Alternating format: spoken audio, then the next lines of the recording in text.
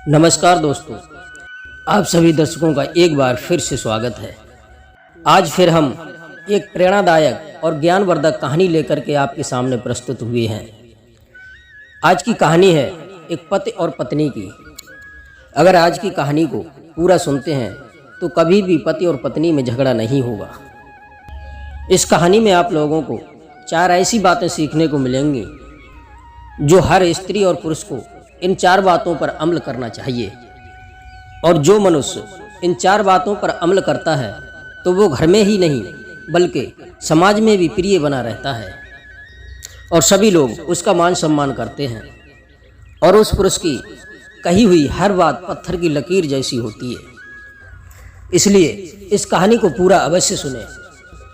और जो दर्शक हमारे चैनल पर पहली बार आए हैं उनसे निवेदन है कि हमारे चैनल को सब्सक्राइब करें और घंटी वाले बटन को भी दबाएं, जिससे हमारी आने वाली हर नई वीडियो की सूचना सबसे पहले आपको मिलती रहे। मित्रों, तो आपका ज़्यादा समय बर्बाद ना करते हुए शुरू करते हैं आज का ये प्रसंग। दोस्तों, प्राचीन समय की बात है। किसी नगर में एक किसान का बेटा रहता था। वह अपने खेतों में काम किया करता था। अपने खेतों में मेहनत करके वह अपना और अपने परिवार यानी अपनी पत्नी का पेट पाला करता था।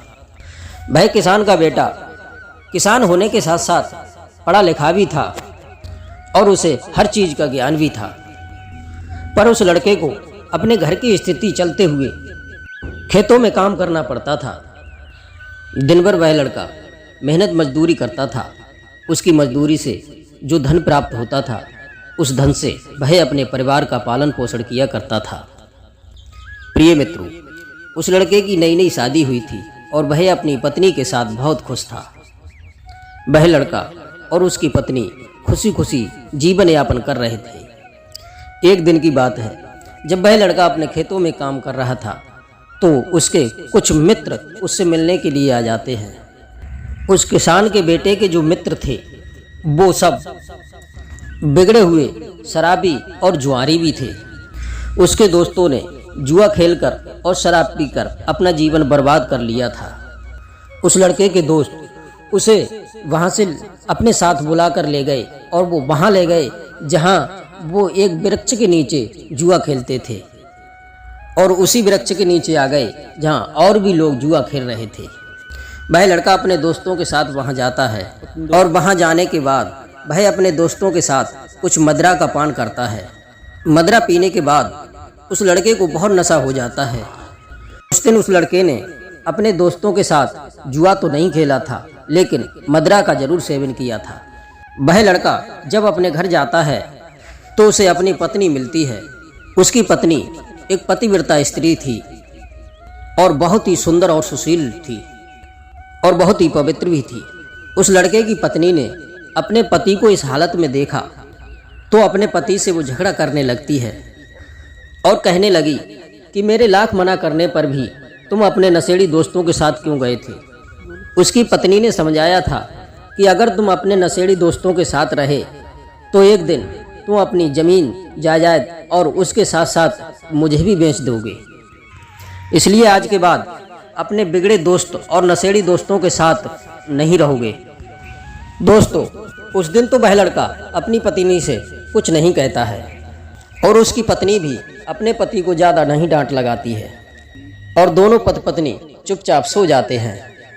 दोस्तों, सवेरा होते ही वह लड़का अपने खेतों में फिर से काम करने के लिए जाता है और फिर से खेतों में काम करने लगता है।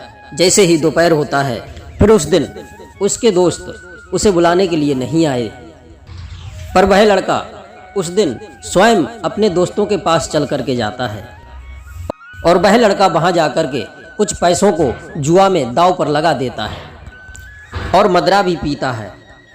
उसके बाद जब शाम होती है तो वह अपने घर फिर से आता है और वह मदिरे के नशे में इतना खो चुका था कि उसके मुंह से अनाप शराब शब्द निकल रहे थे। जब उसकी पत्नी उसे नशे में देखती है तो उस दिन फिर से उससे बहुत बड़ा झगड़ा कर लेती है और उस लड़के को जोर जोर से डांटने लगती है और घर के बाहर ही रहने देती है। वह अपने घर का दरवाज़ा बंद कर लेती है। प्रिय दर्शकों, उस दिन तो उस लड़के को कुछ पता नहीं था और वह नशे में अपने घर के बाहर ही सो जाता है और जया अपने घर के अंदर सो जाती है।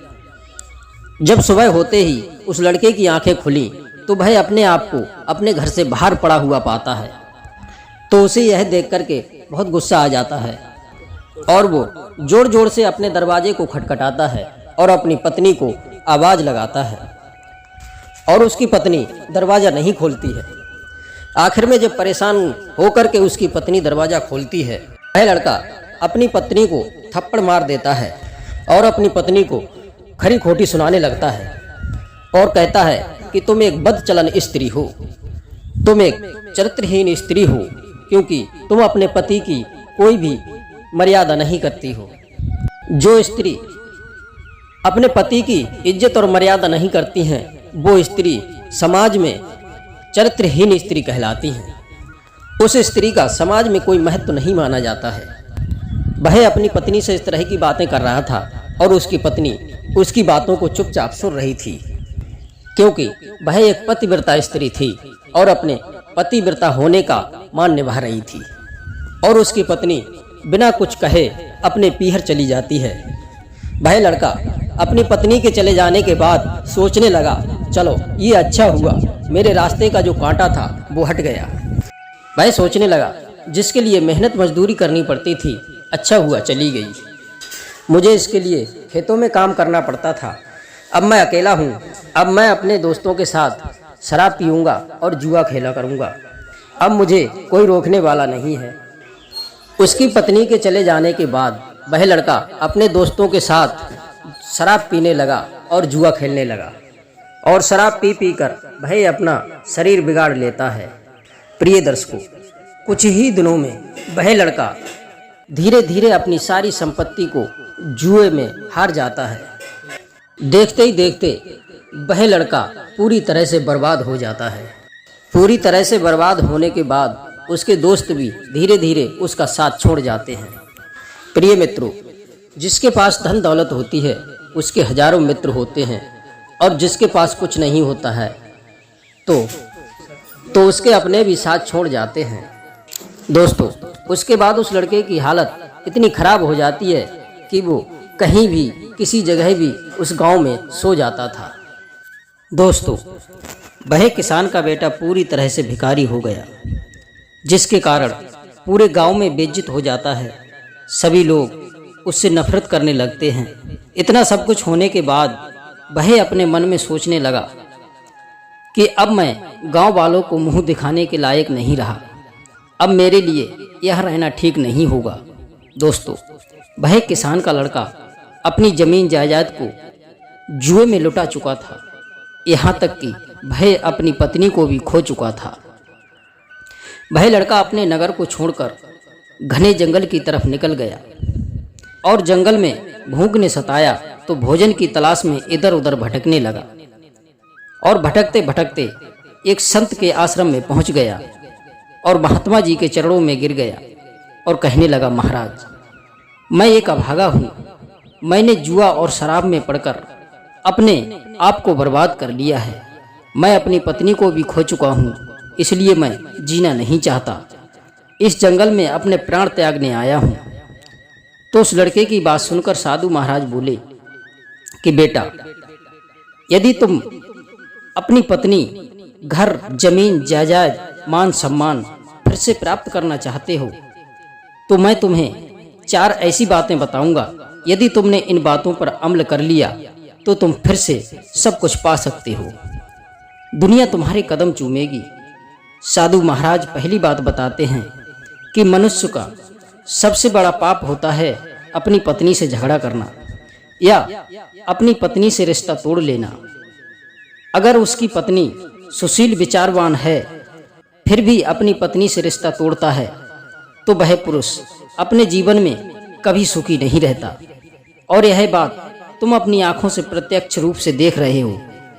जिस दिन से तुमने अपनी पत्नी का साथ छोड़ा है उसी दिन से तुम्हारी बर्बादी शुरू हो गई। दोस्तों, विवाह के समय पति पत्नी पूरा जीवन साथ निभाने की कसम खाते हैं। इसके बावजूद भी जो पति या पत्नी बीच में ही साथ छोड़ जाते हैं तो वे कभी भी सुख से नहीं रह पाते। इसलिए पति या पत्नी को बीच में साथ नहीं छोड़ना चाहिए। जो भी पति पत्नी एक दूसरे से प्रेम करते हैं, आपस में मिलजुल कर रहते हैं, वे कभी अपने जीवन में दुखी नहीं रहते। और दूसरी बात महात्मा जी बताते हैं कि जो भी पुरुष मदिरा का सेवन करता है वो मान सम्मान को खो बैठता है, उस पर कोई भी विश्वास नहीं कर सकता। इसलिए मनुष्य को मदिरा का सेवन नहीं करना चाहिए। संत जी तीसरी बात बताते हैं कि जो भी पुरुष अपनी पत्नी को छोड़कर अन्य स्त्री से संबंध बनाता है तो वह पाप का भागीदार होता है। इसलिए किसी भी पुरुष को अन्य स्त्री से संपर्क नहीं बनाना चाहिए। अंत में चौथी बात संत जी बताते हैं कि हर मनुष्य को हर किसी की बात सुनना चाहिए, पर करे अपने मन की। उसकी बातों पर विचार करना चाहिए कि सामने वाला व्यक्ति जो कह रहा है वो ठीक है या गलत है, क्योंकि जो मनुष्य लोगों के बहकावे में आकर गलत काम करना शुरू कर देता है वह कभी भी सुखी नहीं रहता और अपने जीवन की राह को भटक जाता है। जिस तरह वह किसान का लड़का अपने दोस्तों के बहकावे में आकर गलत काम करने लगता है और अपने जीवन की राह को भटक जाता है और अपने जीवन को बर्बाद कर लेता है। दोस्तों, इसलिए हमें दूसरे के बहकावे में आकर के कभी कोई गलत काम नहीं करना चाहिए।